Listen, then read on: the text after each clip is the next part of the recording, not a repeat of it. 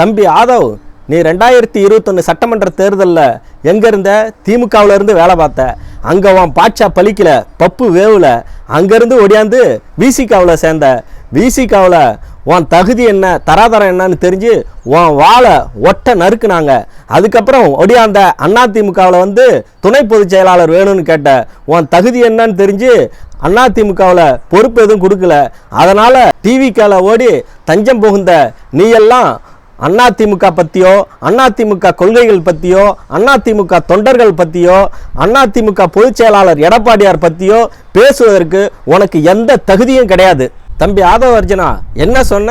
அதிமுகவும் திமுகவும் கூட்டணி பேசினாங்க, அதனால் அதிலிருந்து உங்கள் கட்சியில் வந்து சேர்றாங்க அப்படின்னு சொல்கிற. உங்கள் தலைவர் என்ன சொன்னார்? திமுக வந்து எங்களுடைய எதிரி அப்படின்னு சொல்லி பேசினார். தேர்தலுக்கு அப்புறம் நீங்கள் யார் எதிரின்னு சொன்னீங்களோ அந்த திமுக கட்சியோட கூட்டணியிலிருந்து ஜெயிச்ச விசிக, கம்யூனிஸ்ட், IUML, காங்கிரஸ் இவங்க ஒவ்வொருத்தங்கள்ட்டே அவங்க தலைவர் போய் மண்டியிட்டு ஆட்சிக்கு பிச்சை போடுங்கன்னு பிச்சை கேட்டு இந்த ஆட்சி அமைச்சிருக்கீங்க. நீங்க பேசலாமா அதிமுக திமுக கூட்டணி பத்தி, கொள்கைகளை பத்தி? தம்பி ஆதவ், மிதுன் அரசியல் வரதை பற்றி பேசுனுங்க. அதாவது நீங்கள் எங்கே கூட்டணிக்கு வச்சுருக்கீங்க? அடிமைகளின் கூடாரம், வாரிசு அரசியல், காங்கிரஸ் கட்சியோட நீங்கள் கூட்டணி அமைச்சரவையில் பங்கு போட்டுருக்கீங்க. அப்புறம் வாரிசு அரசியலை மையப்படுத்தி இருக்கக்கூடிய வைகோ கூட வந்து நீங்கள் கூட்டணி அமைக்கிறீங்க. அப்போ நீங்கள் பேசலாமா வாரிசு அரசியலை பற்றி? வாரிசு அரசியலை பற்றி பேசுறதுக்கு உங்களுக்கு என்ன யோக்கியதை இருக்குது? உங்கள் தலைவர் சோபா மாடல் ஆட்சி வந்து நடத்துகிறாரு. ஆனால் ஒன்றுமே தெரியாத மாதிரி சோபா மாடலை புரிஞ்சுக்கிறதுக்கே எனக்கு ரொம்ப நாள் ஆச்சுன்னு சட்டசபையில் நாடகம் போட்டார். அது மாதிரி நீங்க சோபா மாடல் ஆட்சி நடத்துறீங்க. குதிரை வேகத்துல குதிரை பேரத்தை நடத்தி புள்ள பிடிக்கிறவங்க மாதிரி அதிமுக கட்சியில் இருக்கிற எம்எல்ஏவை வந்து ஒவ்வொருத்தரா பிடிச்சிக்கிட்டு இருக்கீங்க. அவங்களுக்கு கோடி கோடியா பணத்தை வந்து கொட்டி கொடுத்து குதிரை பேரம் நடத்துறீங்க. தம்பி ஆதவ், வைகோ என்ன சொன்னாரு? உங்க தலைவர் வைகோ வீட்டுக்கு போய் அவங்க கட்சி எம்எல்ஏக்கள் 2 பேரையும் ராஜினாமா பண்ணிட்டு உங்க கட்சியில வந்து சேர சொன்னாரு. அதற்கு போதிய சன்மானமும் எம்எல்ஏ சீட்டும் கொடுக்கறதா சொன்னதா வைகோ சொன்னாரா இல்லையா? அது இந்த நாட்டு மக்களுக்கு தெரியுமா இல்லையா?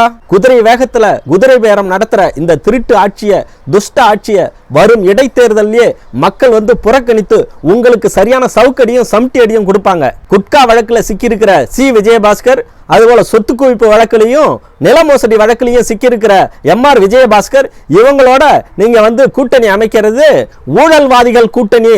இது இணைப்பு விழா அல்ல. அதுபோல 5 கட்சிக்கு போய் துரோகம் பண்ணிட்டு வந்த ஆதவம் ஒரு பக்கம், அதுபோல அதிமுகவில் அமைச்சரா இருந்து அதுக்கு பெரிய துரோகம் பண்ணிட்டு போன செங்கோட்டையன் ஒரு பக்கம், அதே போல அதிமுகவில் வந்து அமைச்சரா இருந்த 2 விஜயபாஸ்கர் சகோதரர்கள் ஒரு பக்கம். இந்த துரோகிகள்லாம் ஒன்னா சேர்ந்து கூடும் இணைப்பு விழா துரோகிகள் இணைப்பு விழான்னு நீங்க தலைப்பு வச்சிருக்கணும். இந்த ஊழல்வாதிகளும் மக்கள் துரோகிகளும் கட்சி துரோகிகளும் ஒன்னாக இணைந்து இணைப்பு விழா நடக்குது. அதனாலதான் வந்து உங்க தராதரம் என்ன, உங்க மதிப்பு என்னன்னு தெரிஞ்சுதான் விஜய் தலைமையில உங்க இணைப்பு விழா நடக்கல. அவர் உங்களை புறக்கணிக்கிறாரு, உங்களை கால் தூசியா கூட மதிக்க மாட்டாரு.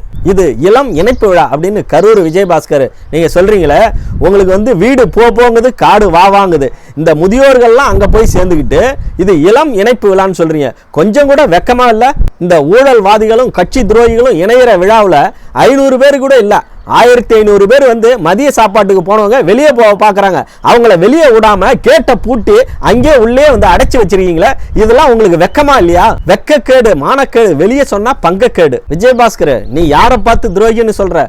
எதிரிகளாலும் துரோகிகளாலும் கடந்த 5 ஆண்டு காலமா போடப்பட்ட வழக்குகளை தகர்த்தெறிந்து இந்த கட்சியையும் இந்த ஆட்சியையும் இந்த சின்னத்தையும் பாதுகாத்து உனக்கு மீண்டும் எம்எல்ஏ சீட்டு கொடுத்து உன்னை வந்து எம்எல்ஏ ஆக்கின தலைவரை பார்த்து நீ துரோகின்னு சொல்றியா? உனக்கு எம்எல்ஏ பதவி கொடுத்து, அமைச்சர் பதவி கொடுத்து, மாவட்ட செயலாளர் பதவி கொடுத்த இந்த கட்சியையும் அந்த தலைவனையும் உனக்காக உழைத்த தொண்டனையும் தூக்கி எறிஞ்சிட்டு நீ மாற்று கட்சிக்கு போயிட்டு பணத்துக்காக கைக்கூலி வாங்கிக்கிட்டு மண்டிட்டு கிடக்குறிய. நீ துரோகியா? யார் துரோகி? நாங்க சொல்றத எடப்பாடியார் கேட்கல, அதனால நாங்க வெளியே போறோம் அப்படின்னு சொல்றிய.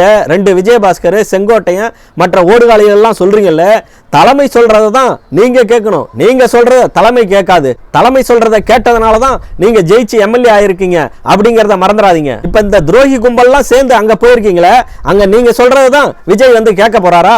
கேவலம் உங்க இணைப்பு விழாவுக்கு கூட அவர் வரல அப்படின்னா உங்களை எந்த அளவுக்கு கால் தூசியா மதிக்கிறாரு அப்படின்னு நீங்க தெரிஞ்சுவீங்க. இந்த கட்சிக்கு பெரிய துரோகத்தை பண்ணிட்டு அந்த கட்சிக்கு போறீங்களே, அந்த கட்சியில உங்களை எப்படி மதிப்பாங்க? நீங்க எப்படி தொகுதிக்குள்ள போய் தொண்டர்கள் முகத்துல வந்து முழிக்க போறீங்க? நீங்க எப்படி உங்க வீட்டுல போய் உங்க குடும்ப உறுப்பினர்கள் முகத்துல முழிக்க போறீங்க. உங்களுக்கு வெக்கமா இல்ல? அதிமுக கட்சியில 90% எங்க கிட்ட வந்துட்டாங்கன்னு சொல்றிய ஆதவ தம்பி, துரோகிகளின் கூடாரத்தை மட்டும்தான் அங்க நீ சேர்த்திருக்கிற. ஆனா உண்மையான அம்மாவின் விசுவாசிகள், புரட்சி தலைவர் எம்ஜிஆரின் விசுவாசிகள், அதிமுக தொண்டர்கள் அண்ணன் எடப்பாடியார் தலைமையின் கீழ் ஒற்றுமையாக மிருகபலத்தோடு வரும் தேர்தலை சந்திப்பார்கள். வரும் தேர்தலில் இந்த ரீல்ஸ் மாடல் ஆட்சி, இந்த சோபா மாடல் ஆட்சி, குதிரை பேர ஆட்சியை வீட்டுக்கு அனுப்புவார்கள்.